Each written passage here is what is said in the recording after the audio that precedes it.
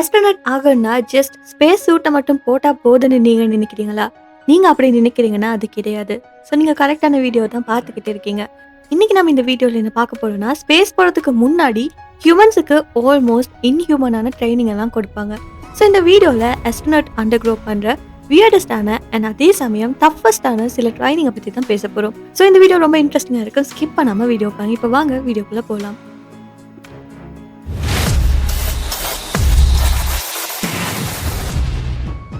Astronaut ஆகணும்னா முதல்ல ஆரம்பிக்கிற பயிற்சி பார்த்தீங்கன்னா உடல் சோதனை பயிற்சி தான். ஸோ இது ஒரு சாதாரண உடற்பயிற்சி கிடையாது. ஓடணும், நீச்சல் அடிக்கணும், இதெல்லாம் செய்யணும்னா உடம்பு முழுக்க பலம் இருக்கணும். நாசால பயிற்சி எடுக்கிறவங்க பார்த்தீங்கன்னா தினமும் நீண்ட நேரம் நீருக்குள்ள நீச்சல் அடிப்பாங்க.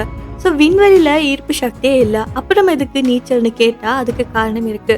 விண்கலம் ஏதாவது அவசரமான நிலையில கடல்ல விழுந்துச்சுன்னா அங்கிருந்து உயிரோட வெளியே வரணும். ஸோ அந்த மாதிரி அவசர சூழ்நிலைகள்ல நீருக்குள்ள அவங்கள காப்பாத்திக்க ரொம்பவே நல்லா நீச்சல் தெரிஞ்சிருக்கணும். ஸோ அதனால தான் இந்த பயிற்சி வழங்கப்படுது.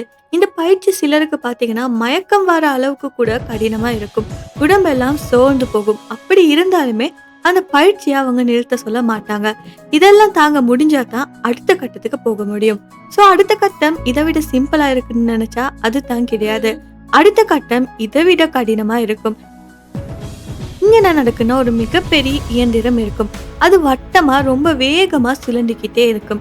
விண்கலம் விண்வெளிக்கு புறப்படுறப்ப உடல் மேல ஒரு ரொம்பவே அழுத்தம் ஏற்படும். ஸோ அந்த அழுத்தத்தை இந்த இயந்திரம் மூலமா தான் அவங்க உருவாக்குறாங்க. இந்த இயந்திரத்துக்குள்ள உட்கார்ந்த உடனே பார்த்தீங்கன்னா உடல் எடை சாதாரண எடையை விட பல மடங்கு கனமாகும்.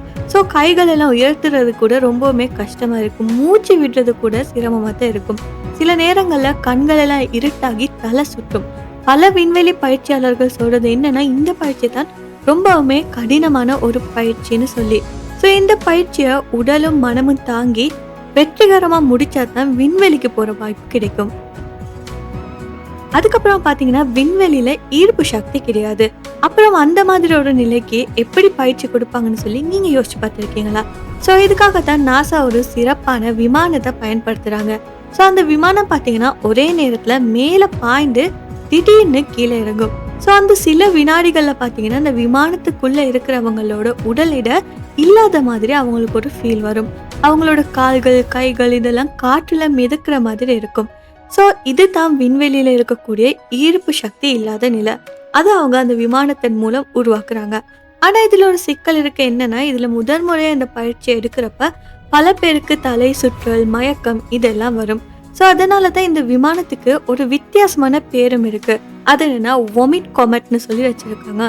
ஆனா அதிலே தொடர்ந்து பயிற்சி எடுக்கிறப்ப உடல் மெதுவா இந்த நிலைக்கு பழகி கொள்ளும். விண்வெளிக்கு போனதுக்கு அப்புறமா விண்வெளி பயணிகள் பார்த்தீங்கன்னா அங்க பல மாதங்கள் தனியே இருக்க வேண்டிய ஒரு நிலை தான் வரும். ஸோ அந்த காலத்துல குடும்பத்தை பார்க்க முடியாது, வெளியில போய் சுவாசிக்க முடியாது. நம்ம வாழ்க்கை போல ஒரு சாதாரண வாழ்க்கை அங்க இருக்காது. இதனால தான் பயிற்சி காலத்துல அவங்கள தனிமையான ஒரு அறைகள்ல வைத்து பயிற்சி கொடுப்பாங்க. ஸோ அந்த அறைகள் பார்த்தீங்கன்னா ரொம்பவுமே சின்னதா தான் இருக்கும். அங்க சில பேர் மட்டும்தான் இருப்பாங்க. சில சமயங்கள்ல முழுக்க முழுக்க அமைதியாவே இருக்கும். இந்த மாதிரி ஒரு சூழ்நிலையில பார்த்தீங்கன்னா மென்டல் ஹெல்த்துக்கு ரொம்பவுமே ஒரு டஃப்பான நிலை உருவாகும். ஸோ மென்டலி நிறைய பேர் பிரேக் ஆகுவாங்க. இந்த பயிற்சியில நாசா முக்கியமான ஒரு விஷயத்த சோதிப்பாங்க. அது என்னன்னா, மன அழுத்தம் வந்தாலுமே அதை தாங்கிக்க முடியுமா, மற்றவங்களோட சேர்ந்து ஒற்றுமையா வேலை செய்ய முடியுமா, சின்ன சின்ன பிரச்சனைகள்லயே பதட்டம் அடைகிறாருன்னு சொல்லி இப்படி எல்லா விஷயங்களையுமே பார்ப்பாங்க. ஸோ இது எல்லாத்துலயுமே ரைட் டிக் எடுத்தா தான் விண்வெளியில உயிரோடும் சரியாவும் வாழ முடியுமா இருக்கும். அதுக்கப்புறம் பாத்தீங்கன்னா சில நேரங்கள்ல விண்வெளியில இருந்து திரும்புறப்ப விண்கலம் நினைத்த இடத்துல இறங்காம ஒரு தவறான இடத்துல விழுந்தா என்னாகும்?